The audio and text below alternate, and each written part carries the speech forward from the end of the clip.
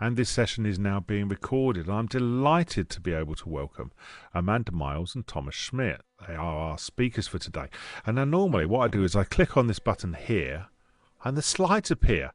But that's not happening today, and the reason being is we're doing something a little bit different. Amanda has actually loaded the slides up and is using a different app to present for us today, Amanda.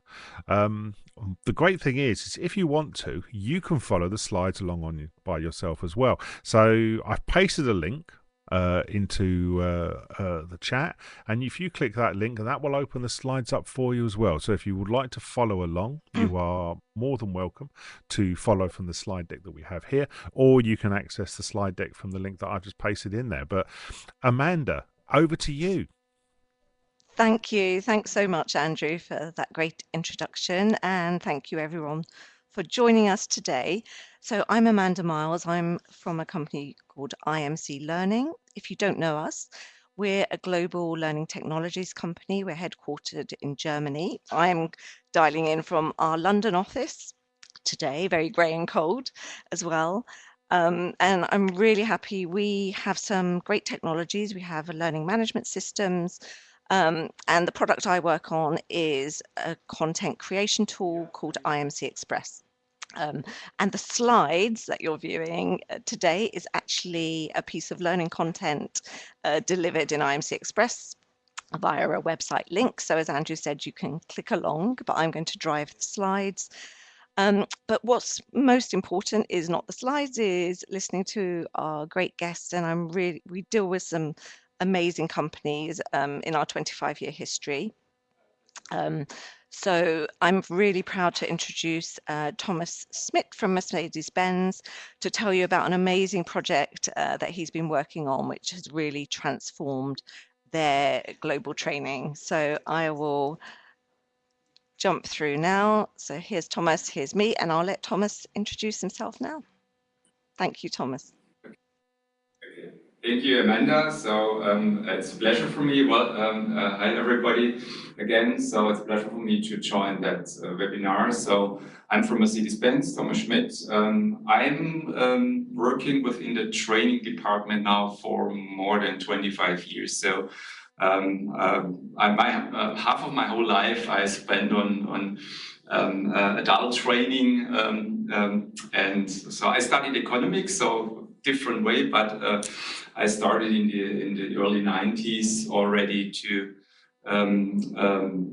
with a project we introduced computer-based training on CD-ROMs at that time. Then we switched to online programs, extended it to we call it an e-training, which is in reality web-based training. So that was beginning at the beginning of the 21st century.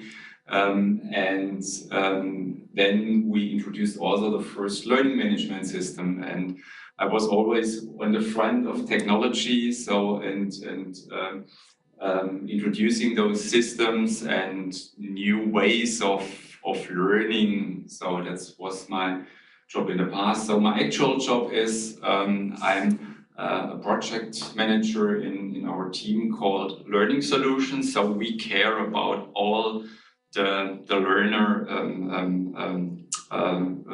targeted tools and applications like the ILS from IMC as well we're using as a learning management system, but we use a lot of other systems which are learner-faced, and we care as a team about that. And of course, we are always looking for new technologies and ways to provide content and functionality towards our learners. That's good. That's my actual job. Thank you. Thanks, Thomas. And, you know, I was so excited to speak to you the first time we spoke because you have a huge remit there, don't you? You have a very huge group of global learners, and you can tell us more about that, but I understand it's around 350,000 learners that you're reaching out to. So obviously over the years you've been with Mercedes-Benz, I'm sure there's been many challenges to reach them and always improve the learner experience. But could you tell us a bit more about your project and the challenges you faced and who you were reaching out to as a global audience? Of course. Beside that, we have less than 200,000 employees in our worldwide Mercedes-Benz organization.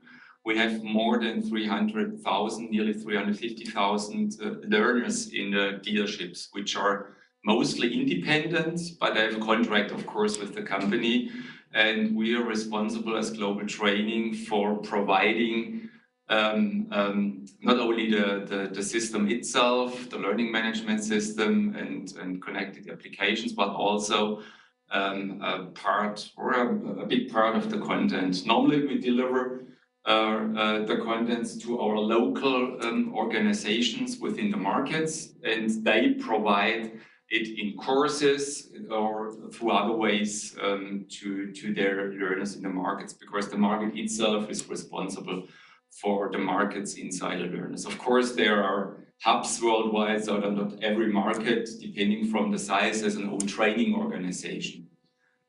But we care as Global Training for basically for all of these learners worldwide as well. We have the stakeholders in the market, so the admins using our systems, maybe local concept developers who do their own concepts or adapt our global concepts towards the market needs. So that is a big challenge. So we have on a different level, the organization is on a different level, headquarter, market area, and then the dealership area. And through these different levels, we have to provide not only the systems, but also the contents. And that's a really big challenge for all the tools we are using, creating the content. Especially we need to do internationalization. So sometimes adapting contents to market needs, but especially the language issue is a big issue, translations, different voiceovers in content. So there's always a big challenge to provide contents to the world, because we are nearly in all markets. We're selling our cars, so that's a really big challenge. And of course, we look on the market, so which innovations there are, especially what's up to date, and everybody knows it's not only coming up, it's already there. We use artificial intelligence within our system or beside our system to improve quality, to be faster. So that's also a point. We need to integrate those new developments into our daily business.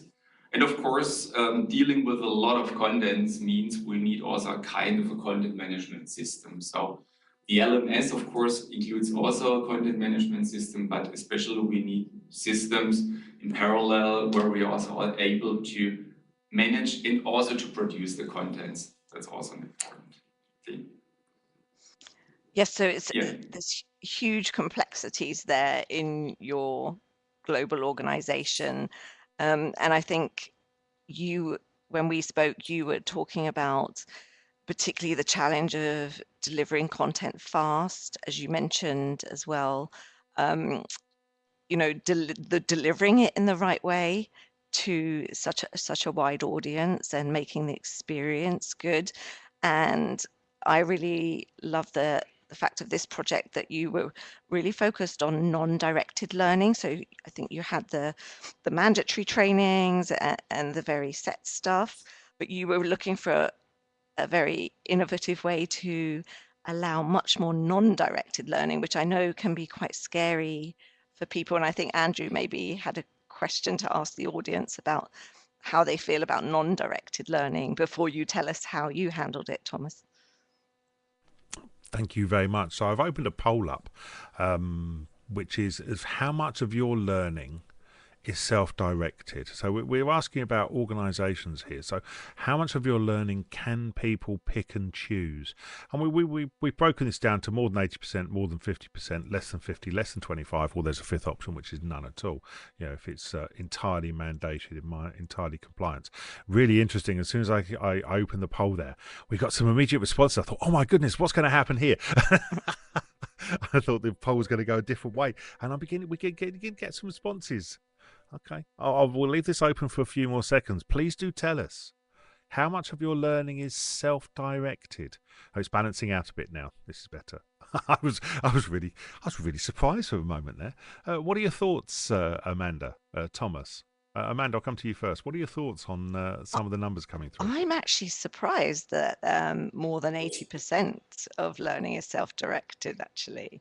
But I mean, it's great to see, but there's a big number of more than 80%. So this is something that people are embracing, and are probably driven by the learners themselves and what they want. So I'd be interested to hear from Thomas what drove, was it the learners wanting more self-directed, or Mercedes feeling like there should be more self-directed?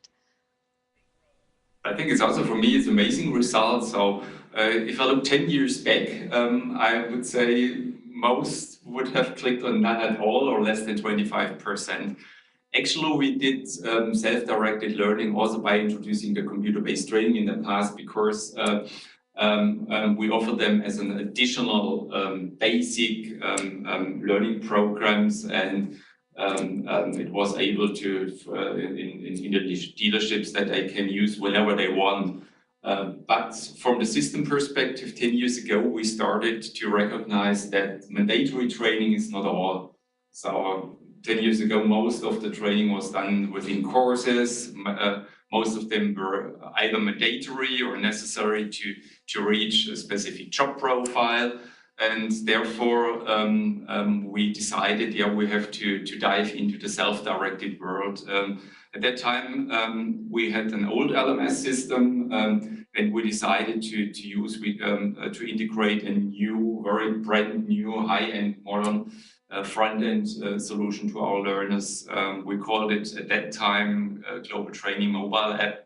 And we already introduced at that time a format called channels. So a channel where people were able to subscribe to different topics, get updated notifications if there's a new content coming up. And it was very intensively used already. And we got also a possibility to very easy creating content within a very simple back-end solution and provide it to our learners within the markets. That was the start point, and once we switched to a new LMS system, to TILS from INC, the front end was more modern. Then we discontinued this specific front end solution we had. And but we said we need to integrate this format called channels also into the new LMS system. That's, to be honest, the reason why now also the channel world is available in the IMC product as well.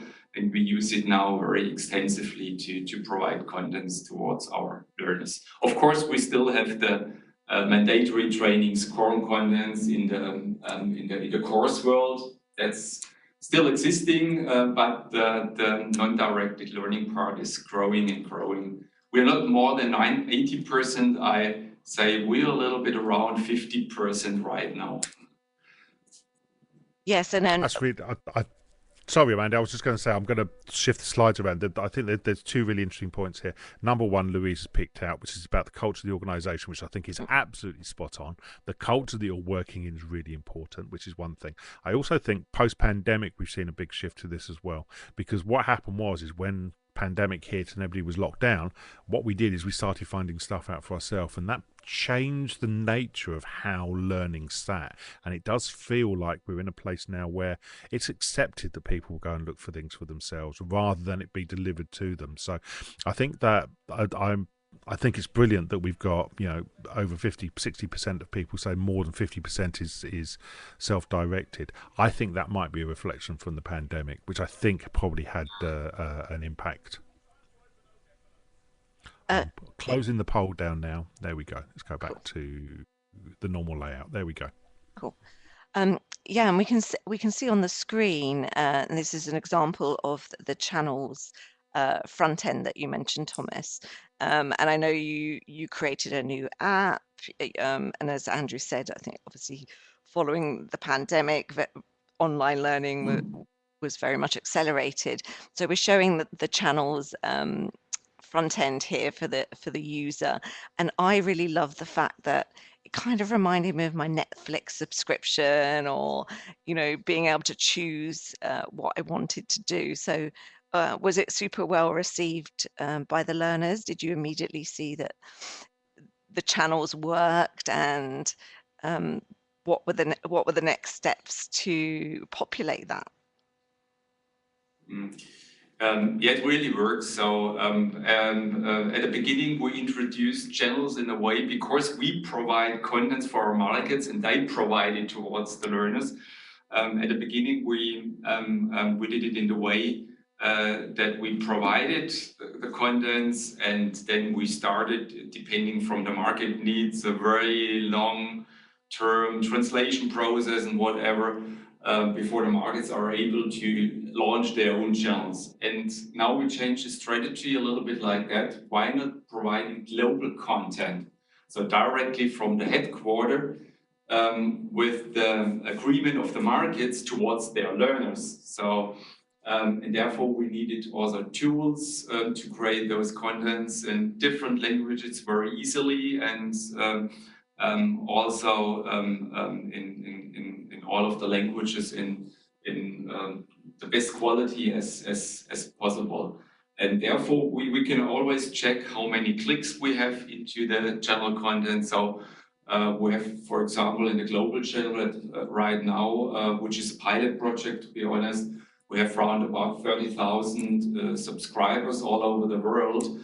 In average, I think, for every new content, we have around about 3,000, so around about 10% of them are using the channel contents. It sounds not really much, 10% out of 30,000 means 3,000, but it's content they can consume on their own. It's not mandatory, so it's just additional information. And there, I think the values are good enough so that we are going to continue using this global channel to provide contents to the world. Yeah, and as we've talked about previously, Thomas, and someone's obviously mentioned it in the chat, wanting to provide that self-directed content obviously means a big acceleration in the content needs, and obviously there's limited resource even in a company such as yourselves. You have structures set up to provide content. So how did you, through technology, manage to keep up with the needs and populating these channels? I know obviously IMC Express has played a part in that, so it'd be great to know a bit more about how you went about that, and the challenges you might have had in terms of resources and who creates this content and how long it takes to keep this a very live, up-to-date, subscribe and consume channel. Yeah. I see also in the question, yeah, it looks like IMC Learning Suite. That's right. This channel is, or the image is from our system. We call it Global Training Learning Space, which is based on the IMC Learning Suite, which is in reality the ILS from IMC. As you mentioned, yeah, IMC Express plays a real central role to provide those contents within channels. So we're also using other authoring tools which offer more functionality, but we use them more on the normal web-based training, e-training world to create larger contents. And for the channel area especially, we looked for a very easy to use tool, and that's why we decided to use IMC Express, which offers enough functionality, but is still simple to use to create contents. And of course, all the intelligent service around, which are connected, like translation, voiceover, and some other features, offers us or gives us the possibility to be very fast in creating and also publishing the contents. Yes, so for those of you that don't know IMC Express, it's a very, very simple content authoring tool. So it's, as Thomas mentioned, it doesn't have all the functionality that the classic authoring tools have, because it's very much aimed at speed, but also allowing, if you want, people who don't have learning designer experience to create content very easily in a controlled way, as well as, you know, being able to create content very fast from existing knowledge or from scratch. You can add in lots of learner interactions very easily, and the publishing aspect is very fast as well. So as I mentioned, I've published to a web link here today. I'm not a learning designer, but I've put together this information and published it to a web link. And the other thing that obviously Thomas, and I think we can have a much bigger discussion on leading to the AI, is that global language translation aspect. I mean, I think Thomas, you said your learning is going out to almost every country in the world because they hold the Mercedes brand. So that's a huge amount of language handling, which your remit was to manage that as well and deliver content in different languages. So how were you doing that before, and how has IMC Express and the technology helped change that as well to help bring this project to a global audience? We're a big company, so in big companies we have a lot of processes handling things. So it means we have, for translations, we have an internal department caring about translations. Of course, they are using still manual translation on and give it to external translators. They're also using systems internally to do machine translation. But the complete handling on the content side normally takes, for depending from the size of a content, but you must estimate round about between 2 and 4 weeks until you can finish a content in all languages using that services. And there's a huge amount and huge resources needed. So there's a whole team working only for our global training contents to care about translation, re-import it into the different tools, finalize the contents, upload it into the LMS system, and publish it into courses or in the channel area. And we said, that's too much time, and we need to simplify that. And there comes again IMC Express into the game, where we now are trying out completely machine-generated translations. That means you're able to get a machine translation within seconds or minutes, depending from the size of the content you create. And then you of course you can do also a little bit modifications on that, depending from who has access to it. So we can also offer the markets access to the contents as well, so they can do a little bit proofreading if they want to do so. But finally, we reduce the complete process from 2 to 4 weeks down to 1 or 2 days maximum. So if you want to be very fast, you can handle the complete translation issue now within 1 day and publish your content in up to, at the moment we published the content in around about 20 languages into the channel area for global usage. So that was a huge improvement on reducing resources on the language handling side. And we're still in a kind of a pilot period, which we want to finish by the end of the year. But I'm pretty sure our management makes the decision we want to keep running those global solutions and providing contents into a global channel and using the tool exclusively for creating the channel contents. So yeah, I think that speaks for itself. So Yeah, so you've really, so the translation feature within IMC Express, which handles over 70 languages, is AI translation. So you're utilizing that, and as you said, you're testing and testing with different markets how good that process is. And I know you're really pushing the boundaries on that, because you want to see if it's possible for some pieces of learning to move completely to the AI translation almost without checking. And obviously the channels and the self-directed learning part of your content could be a good candidate for this, to test leaving AI to translate without any other checks. And that's the pilot you mentioned, isn't it? Yes, that's right. I think it's one of the biggest advantages using a tool like that.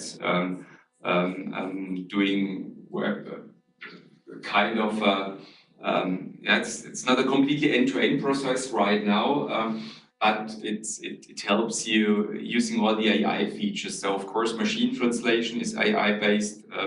A lot of other features are AI based in the tool as well. Like you can also use the AI to create a complete content. Honestly, we do it a little bit different. So because we have a lot of existing material, and we use the functionality, AI-based functionality, to import documents, spread text out of documents. Use AI functionality, for example, to do summaries, to create exercises, questions within the content. So it's a really big help to use those AI-based functionality within the tool. Of course, not all is perfect. So I think a lot of you have already experiences using AI, like OpenAI, ChatGPT.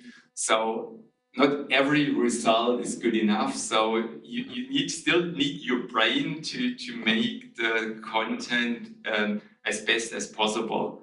But it helps you to be, for example, as a good start point, you can use the AI. Then you have a basic design of your content, and then you can improve it further and further. And at the end, you add the languages you need. And the voiceover is also done automatically. So that's it helps you, but it does not replace you as an editor using the tool.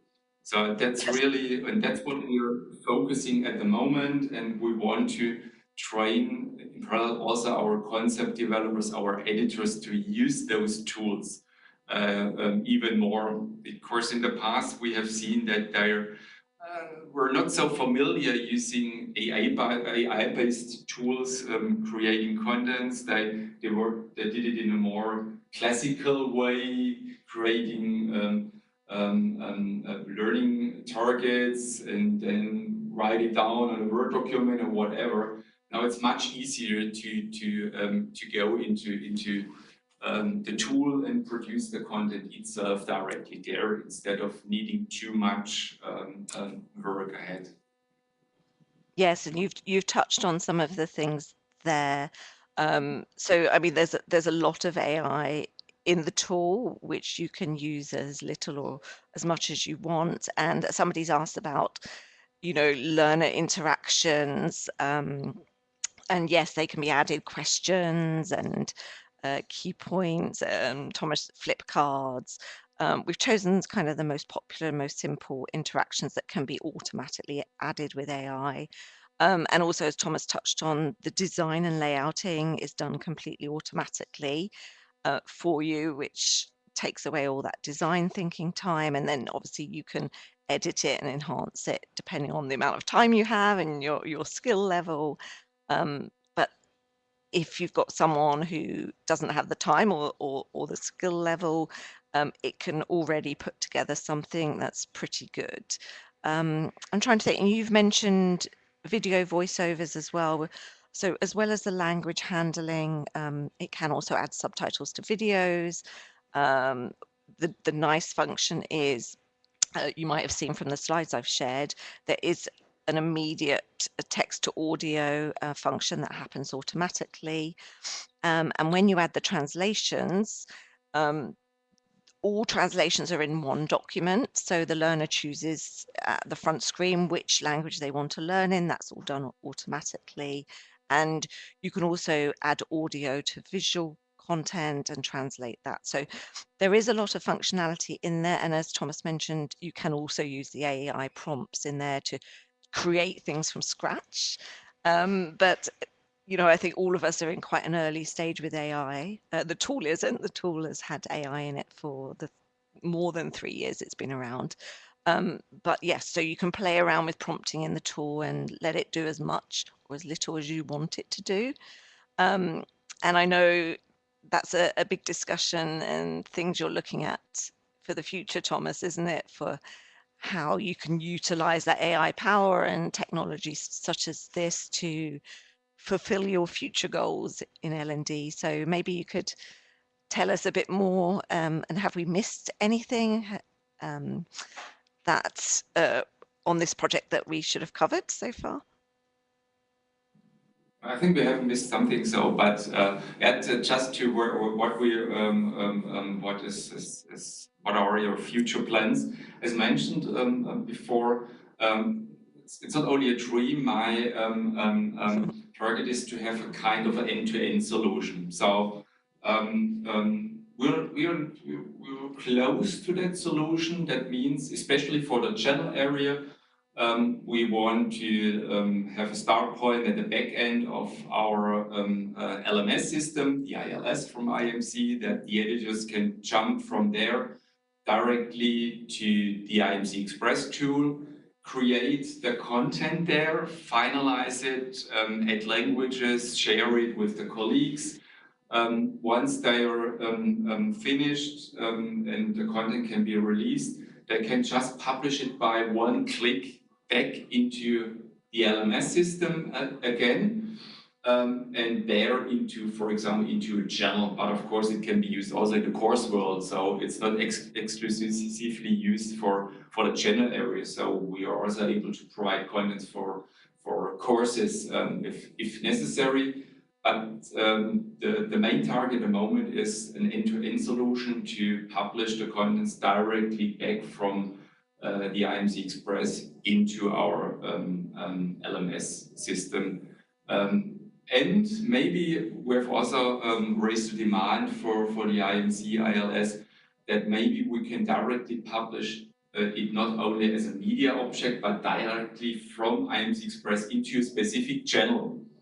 So I have only maybe one click to publish it into a channel, select the right channel, click again one button, and then it's published, and the learners are notified that there's a new channel content available. So that's our target. I think we are reaching that in the first half of next year.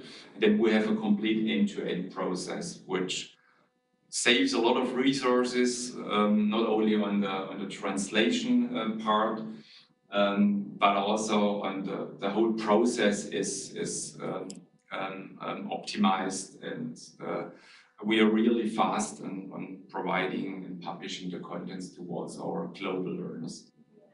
Yeah. And you mentioned your dream of this end-to-end solution, which I think would be amazing.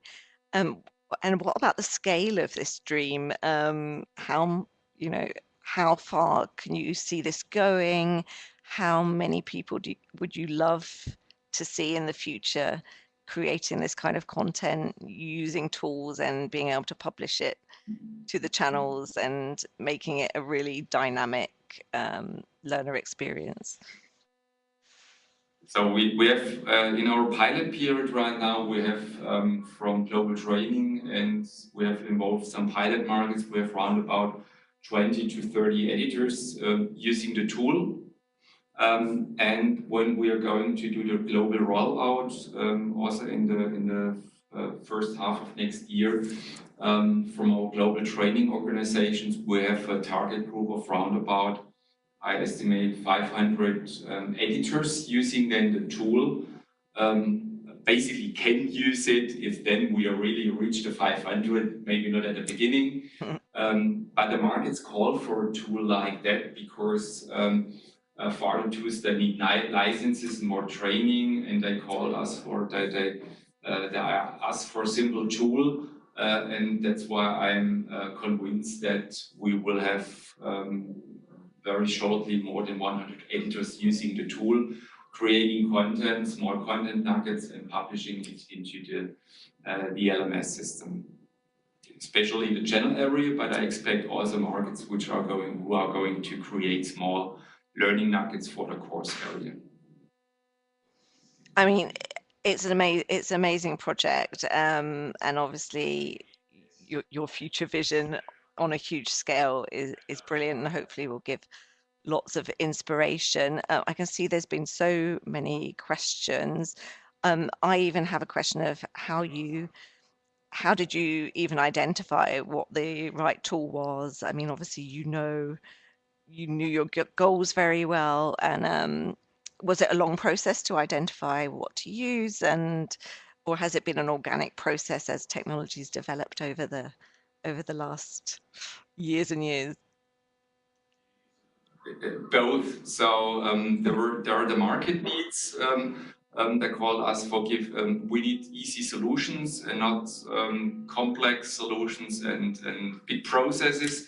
Offer us easy to use tools. That's one thing. But of course, we have also our own innovation team, and they're always looking for innovations which are available. So we look always to stay at the front of technology we are using. Of course, not everybody can be used directly when it is introduced, but we have always a look on what's going on, and if there are good solutions, we try to integrate them in our learning environment.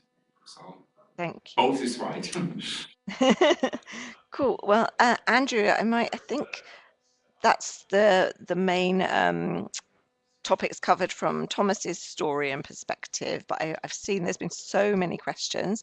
Thought I'd just give Thomas a chance to have a sip of water and a slight rest, but I don't know how you want to manage all the questions that have come in. Good. Yeah, really good to have a look at some of these questions. There are so many questions that have come in, so many comments. I can see that Louise has been desperately trying to respond to some of them. We had a question from Peter. It's an interesting one. It's 70-20-10, talking about the 70-20 approach that Charles James talks about. Are you thinking about how you're using AI to support this? Is it just the formal stuff, or are you thinking about using it in other ways? Has that come out at all in any of your thinking, Thomas? Yeah, it's an interesting question because we're working on multiple levels using AI. So it's not the only way we're using IMC Express. We have our own, we can call it really now AI organization inside the company. So we have internal tools which offers us the possibility to use AI functionality on the daily business.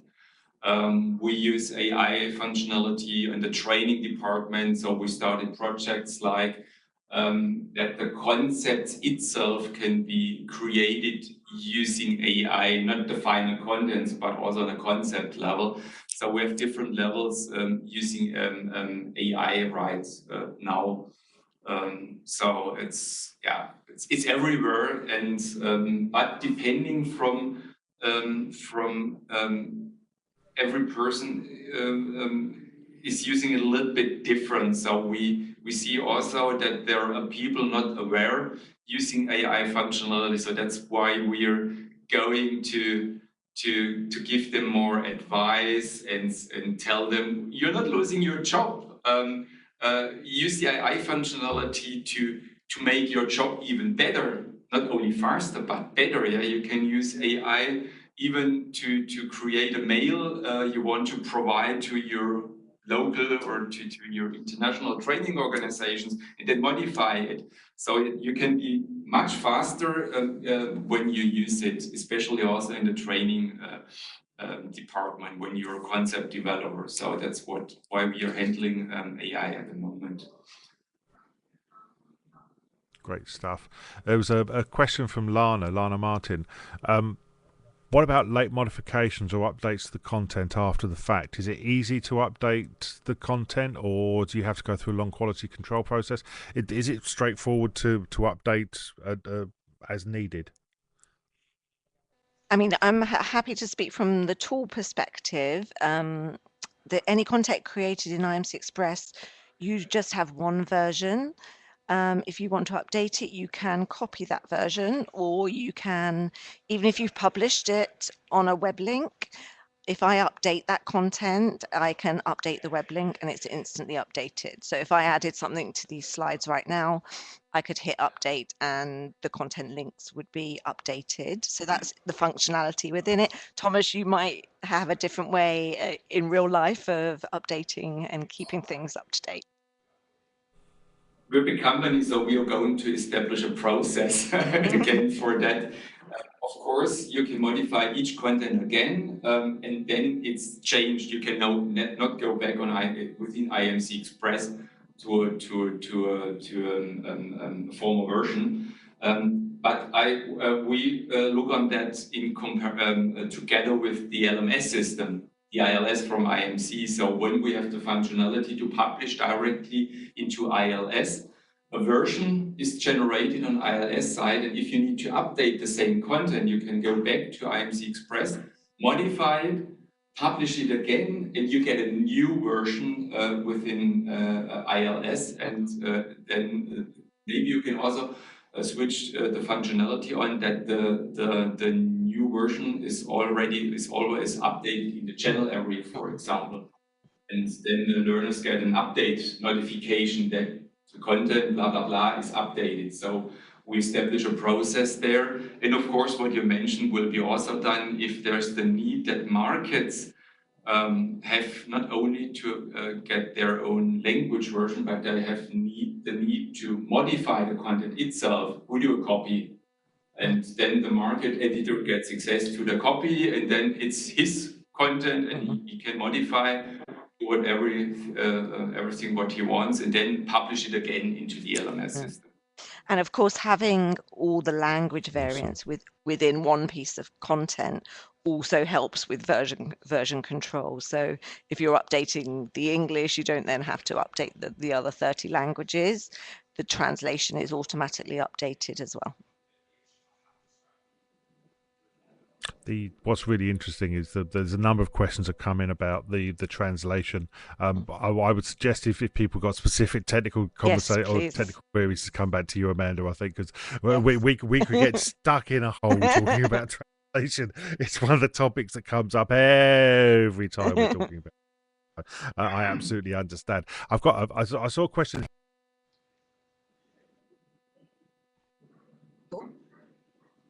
I can't hear. You can't hear him anymore. I can't hear Andrew, which is I don't know if he can hear us. Hello, Andrew. Yeah, we couldn't hear you for a sec. Okay. I can. Bit of a delay. There's something going on. I don't know if it's my system the temperature here. Question from Jun Yi's son or Yun Yi's son. Yeah, it's too cold. I need to warm up my server. Have you seen any real business impact? Now you mentioned that more employees are taking initiative to do learning on their own and so on. Are you seeing a difference in performance as a result of that? Are you able to tally that back, Thomas? That's always a good question. New training, what is the impact on the business? So are the people able to sell more cars? If you look on the sales side, are the people able to do better repairing, be better in repairing? It's difficult to measure that, to be honest. We try to do so, and we see effects. The more training you do, the more information you provide, the people are better informed.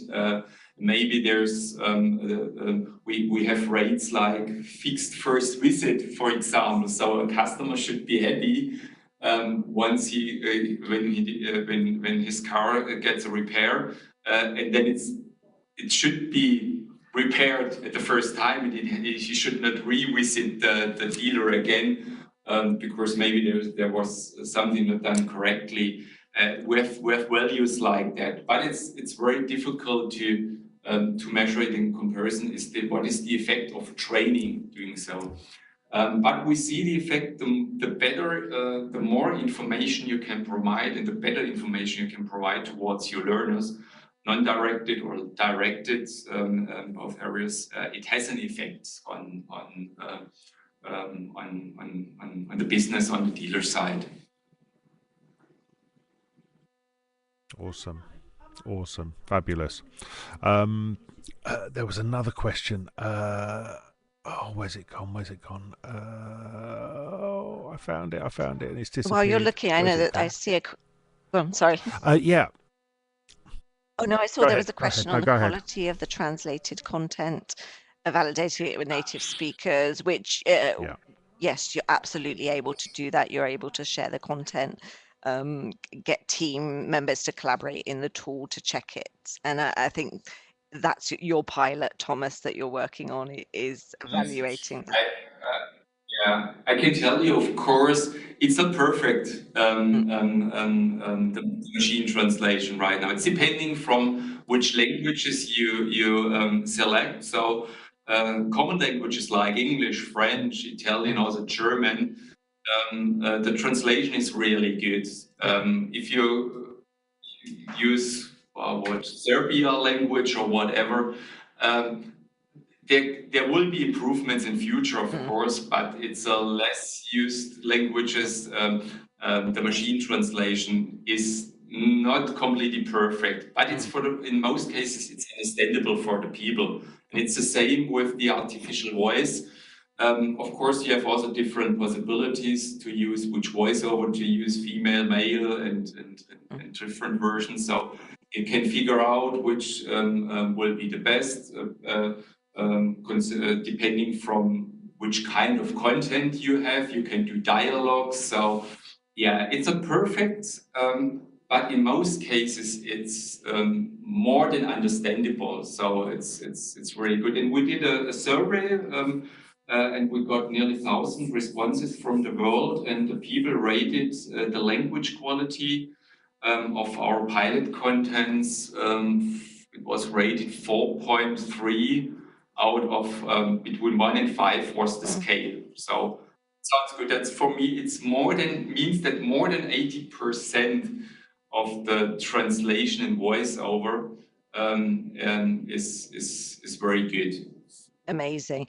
And just and within the tool, our developers are constantly updating the tool and using what they think are the best developments out there in the AI world with the big AI giants, which is incorporated in the tool. Sorry, Andrew, and you were looking for a question. Sorry. No, go ahead. I got another question. So yeah, another question here from Ivan, which I think is entirely relevant as well. I think it's 5 or 6 different strands here.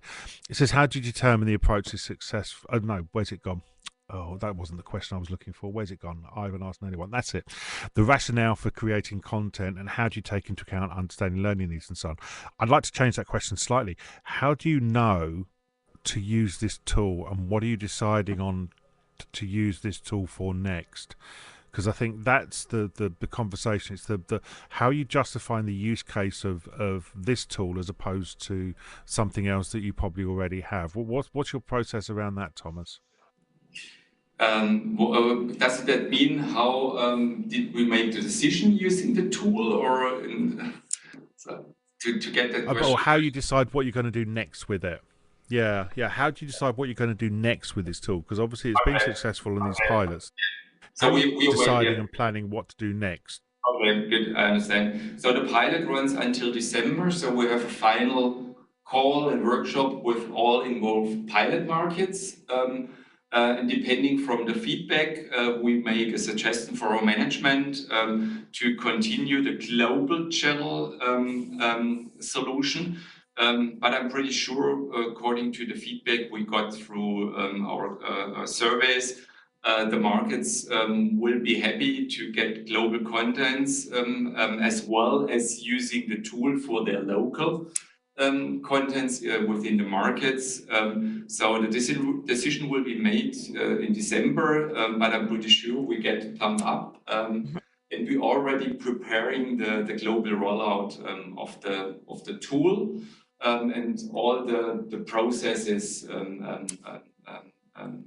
behind it, how the handling will be done for global contents, how the access will be done for local editors within the market. So that will come up, and I think in the first quarter next year, the global training organization will use the tool. But to be honest, it will not be the only tool. So it will be mainly used for small content nuggets, and we have still tools like, I think everybody of you knows Articulate is used for creating bigger contents with a little bit more functionality, but you need much more knowledge to use those tools creating content, and that's what a lot of editors in the markets don't need. So therefore, the IMC Express tool will be the right one to use.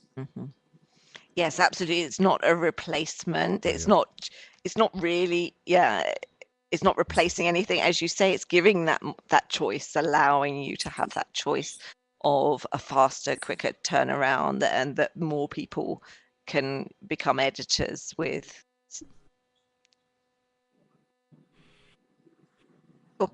I think that's really important, and thank you for saying that, guys, because the idea of there being a silver bullet which will do everything for everybody isn't the case anymore. There's no one tool that's going to work for everybody, so thank you for both of you stating it is part of something else, and it's understanding how you put all those things together, which I think is really important.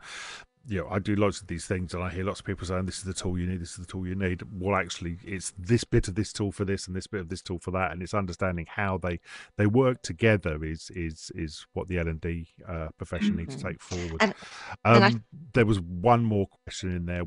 Sorry, go ahead. No, I was just going to say that's why it's great to hear stories like Thomas's, and that I speak to other organizations about their journey with it, and every use case is quite unique as to the journey they want to go on with their L&D and with their content. I saw one of our other colleagues is online who's got another amazing use case. So it's great to hear these different stories, and that's why I love attending these webinars as well. And just hopefully it's given a lot of food for thought about what's out there, how you can use it. And when you hear from a company like Mercedes-Benz, obviously it's on a different scale, but it shows the possibilities out there. Yeah, I see here also what we mentioned before, a lot of questions about language and voiceover quality. Yeah, we do that in the pilot period. So we ask the markets, we ask the learner, how good is the translation quality? We let local editors look on that. Oh, sorry. Hello? Yes, we can hear you. Yeah, we got you, Thomas. You're still there. Okay. My screen is switched off now, but I hope you can hear me. Yes. Okay, so sorry about that. So we get feedbacks from the markets itself, the market responsibles, from the admins, from our learners as well. We also sometimes, or at the beginning, we provided the contents with different voiceovers and let the markets decide which one is the best one, because there are some are pronouncing specific words in a wrong way, and another voiceover is much better. So that's what we are doing in parallel, and that's what's the what we want to have a result at the end of the pilot period as a basis for our decision. Great. Fabulous. I was going to ask another question, but if you're having screen problems, Thomas, we're in the last minute anyway, so I don't think we're going to have time for it. I just want to say thank you to both of you. But please, audience, please tell us what you thought of Amanda and Thomas's discussion. There was so much stuff in there. I'm going to go back through the slides because we've got the link to them, and we can go and have a look and actually look through it. I'm also going to go through your questions. I love these sessions for so many reasons, because we get great informed guests who talk in a really smart way about stuff. But actually, we have a really good audience who engage, ask questions, and look, people saying, yeah, thank you, that was a good session, really